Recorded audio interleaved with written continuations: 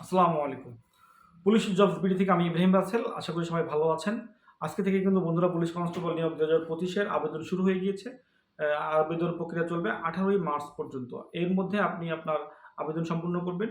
অনলাইনে নির্ভুল তথ্য দিয়ে আবেদন করবেন। আপনারা জানেন যে যদি ভুল এবং ত্রুটিপূর্ণ তথ্য দেওয়া হয় তাহলে কিন্তু আপনি আজীবনের জন্য পুলিশের চাকরি থেকে অযোগ্য বলে বিবেচিত হতে পারেন অথবা আপনি বাদ পড়তে পারেন।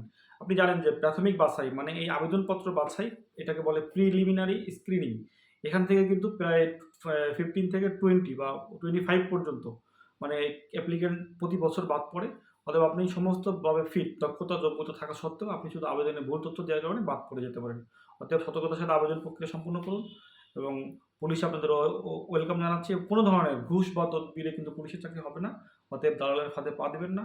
আপনি এখন থেকে প্রস্তুতি শুরু করুন, নির্ভুলভাবে আবেদন করুন। ধন্যবাদ সবাইকে। নেক্সট কোনো সেশনে আবার দেখা হচ্ছে। আসসালামু আলাইকুম।